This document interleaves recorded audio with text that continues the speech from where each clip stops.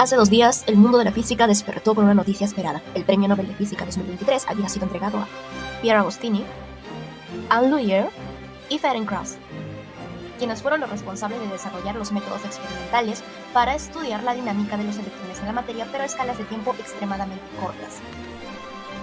Genial, pero oye, ¿qué significa todo esto? Viajemos un poco en el tiempo. Cuando Heisenberg en 1925 postula su nueva mecánica cuántica, le dice a los físicos: «Hey, dejen de concentrarse en aquello que no podemos ver y estudien lo que es observable». Sin embargo, a pesar de su reinterpretación de la cuántica, no pudo predecir que lo que hasta entonces era inobservable, en la actualidad sería accesible gracias a la física experimental y al avance tecnológico. Para entender la relevancia del aporte de los laureados, necesitamos primero conocer algunos conceptos. Imagina que tienes que dividir un segundo en 1.000.000.000 de partes. Ese pequeño lapso de tiempo inimaginable es el atosegundo. Es la escala de tiempo del mundo atómico. Por otro lado, para trabajar con pulsos ópticos también definimos una escala, los femtosegundos, que es una 1000 billonésima parte de un segundo. Ahora, si comparamos estas dos escalas, encontramos algo interesante. Encontramos que no es posible sondear la dinámica de los electrones en tiempo real. En otras palabras, los eventos en el mundo de los electrones son mucho más rápidos de lo que podemos medir con la tecnología de pulsos láser disponible. Hasta entonces. Ten en cuenta este otro concepto, la ionización multifotónica. Es el proceso en el cual tenemos un átomo o una molécula que va a adquirir una carga eléctrica al absorber múltiples fotones, en lugar de solamente uno.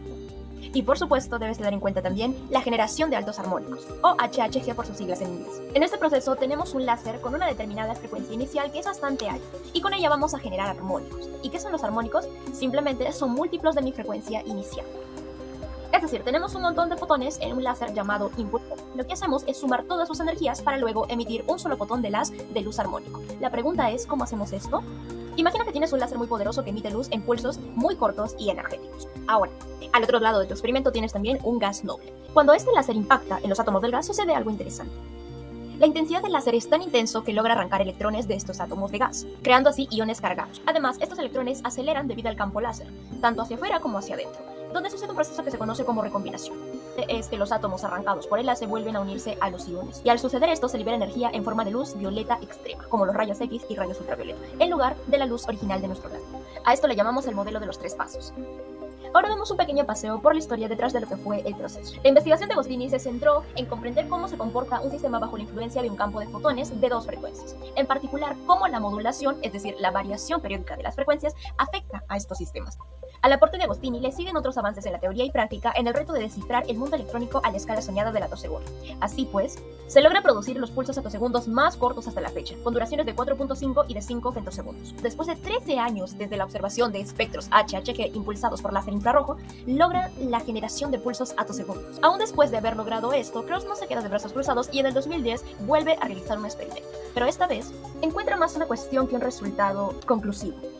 Él encuentra que hay un retraso en la emisión de electrones, en la fotoionización del átomo de neón. Ese retraso es de alrededor de 21 atosegundos.